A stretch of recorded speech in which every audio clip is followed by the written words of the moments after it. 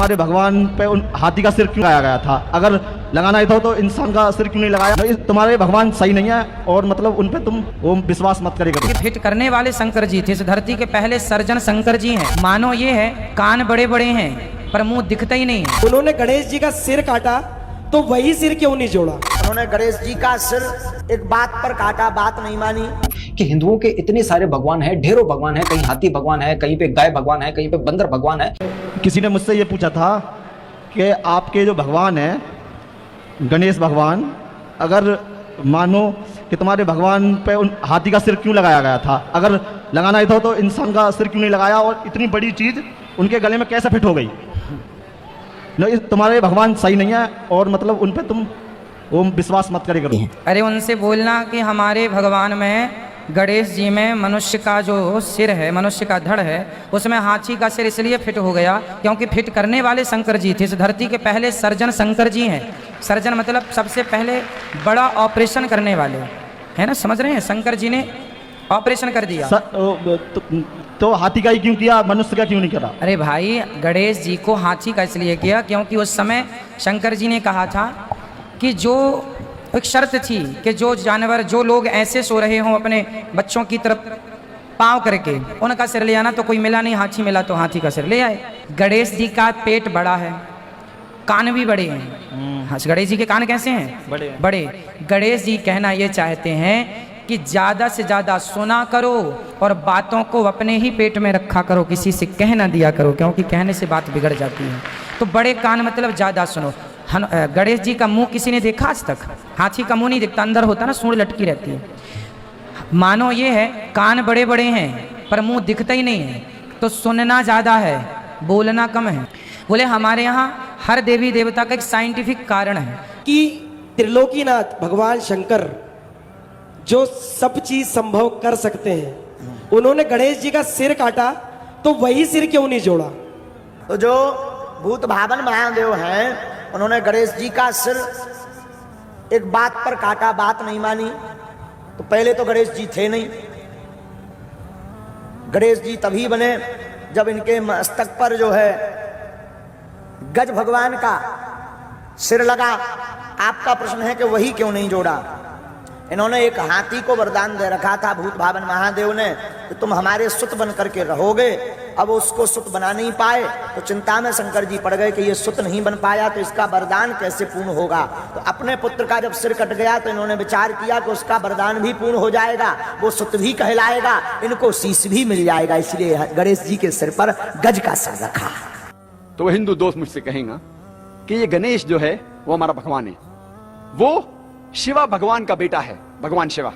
और ये उनकी किताबों में लिखा हुआ है कि गणेश भगवान शिवा भगवान का बेटा है। और एक दिन जब भगवान शिवा अपने घर के बाहर निकलते हैं, उनकी बीवी पार्वती अपने जिस्म से मेल निकालती है और एक बेटा बनाती है।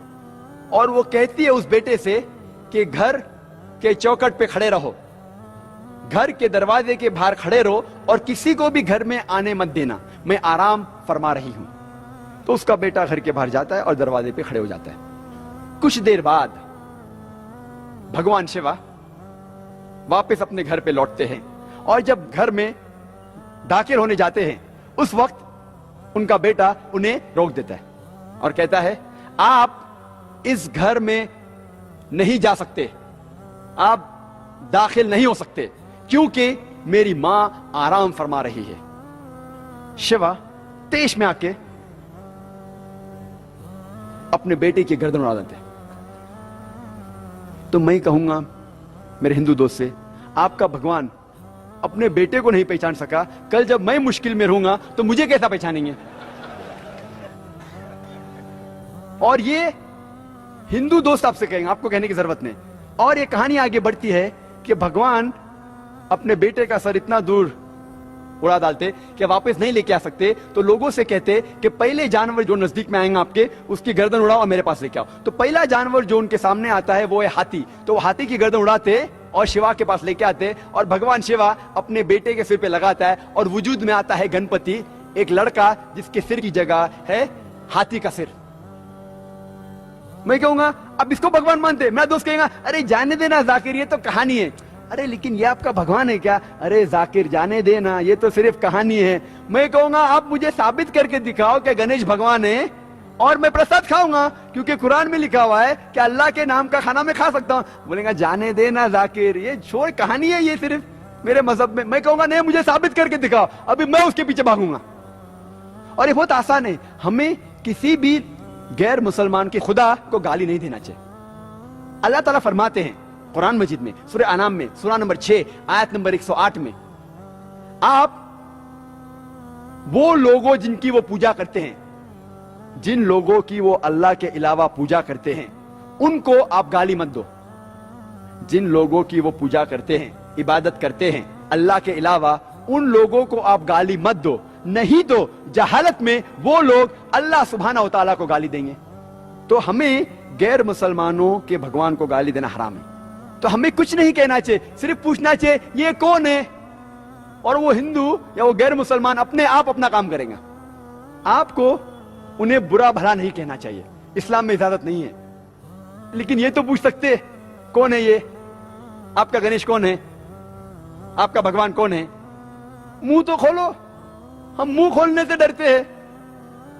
और मैं जिस शहर में से आ रहा हूं, बंबई, आपको शायद पता होगा उसकी फिजा कैसी है, पर अल्हम्दुलिल्लाह सुम्मा अल्हम्दुलिल्लाह, ये गैर मुसलमान मेरी और इज्जत करते हैं।